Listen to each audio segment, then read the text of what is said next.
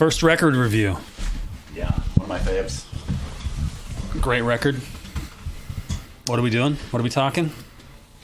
Episode 1, record review. I don't know. Branching out for these 26 listeners. Yeah. Well, subscribers. I wouldn't call them listeners until we start getting a little more. Just because they push the red button and be there tuning in every week. Exactly. Yeah, so it is the Lynch Mob. Wicked. Sensation. Killer record. 1990. Oh, I almost just jumped into the second record. 1990. George had finally pissed off Don enough to where he wouldn't work with him, right. no matter what the number is. Now, did Lynch quit Dokken, or did Dokken fire him? Or wait, because Mick Brown played on this record. Yep. I think they had split apart. Okay. And Don maybe started his solo record. Yeah. This is later. And I'm a little vague, but nonetheless, Mick stayed with George, and they went out looking for another project, and they found Oni in some club, right? Yeah, he was playing with Mark Ferrari from Kiel. Should we just review the record, or are we doing a fucking full-on episode here, right? Let's just review the record. Yeah. And then we'll get into the details when we do a Lynch Mob episode. Listen to the Mediator. Good review the Mediator. We need it. I need it. All right, let's start with the album cover. Where do you rank that on a scale of 1 to 10, Todd? I'm going to go ahead and give it a 10. No, I'm not, actually. Immediately I retract that. Because I hate that font. Okay. That is a stupid font. And this background was a cheat to use that, like, what is that? Concrete, jagged, the fires come out. I mean, that's just a cop-out, dude. I don't mind it. You like it, huh? I was going to give it like an 8 or a 9. I like the snakes. I like the vipers. I like the snakes, and the skull, the crossed swords. Katanas. You can never really go wrong with swords and skulls and vipers. I mean, that's pretty much So I'd go ahead and give it I'd go with a 4 on that. You're going with a 4? 4. Wow, that's low. I know, it's low. Shit. Okay, all right. So I don't really like it. So let's break down the songs next. And then the back cover. What do you think of that picture of the dudes? I thought it was cool enough. Because Lynch moved to Arizona, right? Yeah. So then they kind of went for that old desert guy. 4 dudes on Harleys. And yeah. Exposed chests. Very tan. Yeah. Getting leathery. I think the picture's fine. Yeah, it's kind of cool. It's a vibe, right? So. You said track listing? Yeah, let's run down the track. Let's rank the songs. Okay. 1 to 10 on each of those? I don't even know if we have to go 1 to 10. Is it good? Is it okay? Or is it terrible? Wicked Sensation, great. Killer song. River of Love, great. Great. Sweet Sister Murphy. Sweet Sister Misty. Sweet Sister Christian. Yeah, that's a great song.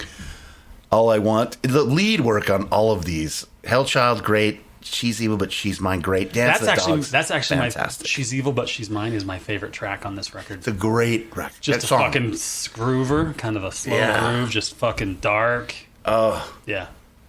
I love Dance of the Dogs. I can't think of my favorite. Okay. Dance of the Dog. Rain. The solo for Rain. Yeah. No Bed of Roses is cool. Probably the weakest one on there for me. No Bed of Roses. Through These Eyes is not that great, but it's got a great solo. Okay. For a Million Years is kick ass. Street Fighting Man is like old Dokken. Yeah. Kind of heavier. It's got some double bass. It's got some double bass on it. Yeah. Yeah. I was listening to this on the drive down yesterday, and I haven't listened to this record in a long time. Really? I mean, I've heard a few songs here and there. I remember loving the record, but going through it, I thought I'm going to listen all the way through. I'm not going to skip any tracks. And as I listened through it, there weren't any songs where I really felt compelled to skip. Yeah. Yep. I mean, there's some that are not as strong as others, right? For sure, but it's a top to bottom listen. You get all the way through it. Great record, yeah. And there's, Loney. Oni was such a fucking Lonnie? good singer. Lonnie Anderson. He is. And then we had that Max Norman had to get the demo vocals from that. And Yeah, because he just wasn't able to do it. Pro Tools, Right. sit there and match up tape to tape the vocals. Jesus. He did a fantastic job. He did. Those are some of my favorite rock vocals I've ever heard put to tape. Yeah.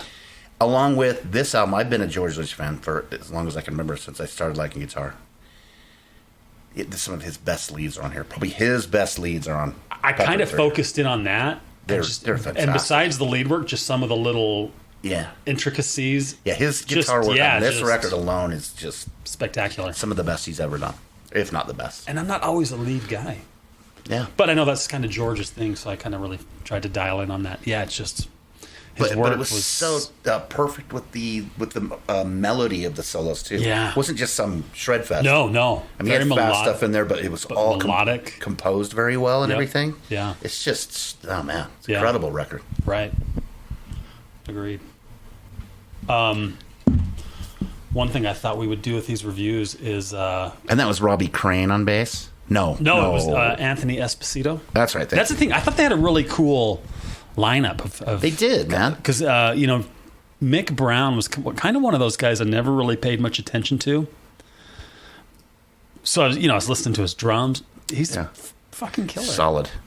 And pretty killer. Some pretty tasty little Tasteful. things. And very, yeah. doesn't do a lot of show. He's not a showy guy. But he does little cool Yeah. flourishes. Yeah. Keeps the very rhythm cool. solid. Yeah. I always wondered what Don thought when he first heard Oni. Since Oni was, because Yeah. I mean, I'm sure he went, "Oh, he's just some stupid Hollywood guy." But Oni He's ripping me off. But Oni was so different, right? He didn't He was. sound like the normal Hollywood guy. There was almost like this little sass and different than just your different, normal yeah, Hollywood guy. yeah. His sound. But Max Norman really knocked it out of the park. He was the producer on this. Yeah, sounds killer. If you can find is it Full in Bloom or one of them out there? Max Norman talks about this record and Okay. just the work he had to do. Really? Just pretty labor intensive? Yeah, as far as the vocals anyway. Well, hats off. Hats off, yeah. Because the album sounds great. I mean, everything sounds does. great. The drums sound killer. The guitar sounds killer. Vocals are... Obviously, he did a lot of work to get them there. I mean, the whole thing sounds... Huge, spacious sound. Yes. Right? Thundering Yeah. drums. Yes. Yeah. And the guitars are just wide, too, and... Yeah. That he created that whole airspace for them to exist, the whole, environment. Yeah. Sounds fantastic. I love this record. Don't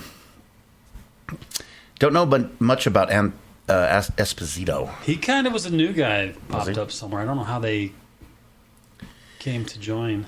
but- Sometimes they put out a Japanese version that has extra tracks, and I don't believe this had any.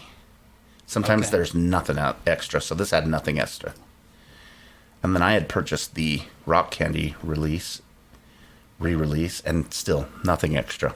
Okay. But I was wondering if they had possibly a single, because I think Wicked Sensation was the single on the record, right? That was the one they released, probably. Was River of Love also a single? It was. And No Bed of Roses.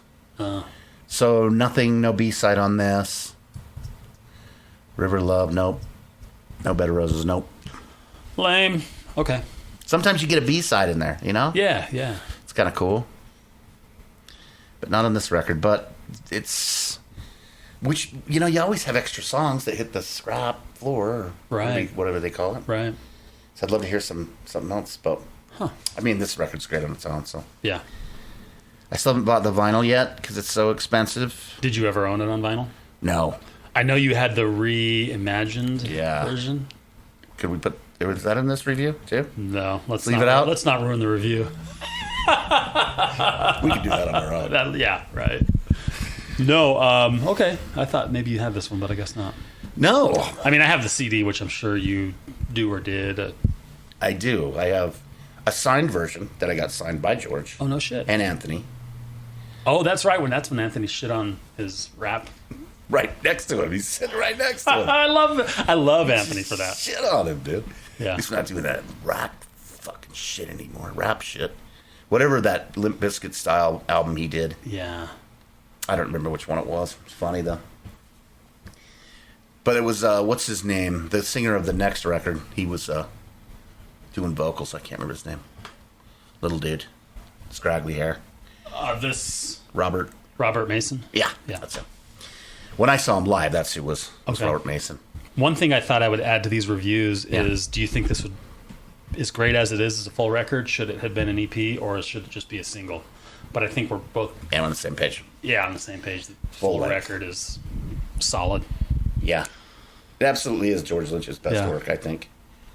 And did this come out before or after Lynch did that solo record, Sacred Groove, where he had the different singers? I think it was after.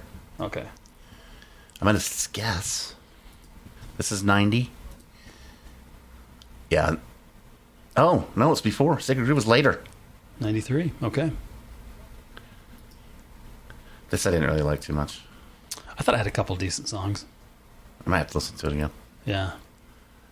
But I was looking for more of this. Yeah. And I got a lot less. Yeah, you did. Yes, you did. Yeah. What else can we say about this record? I don't know. I mean, we're both pretty unanimous in it, so I feel like there's not a whole lot to hash out.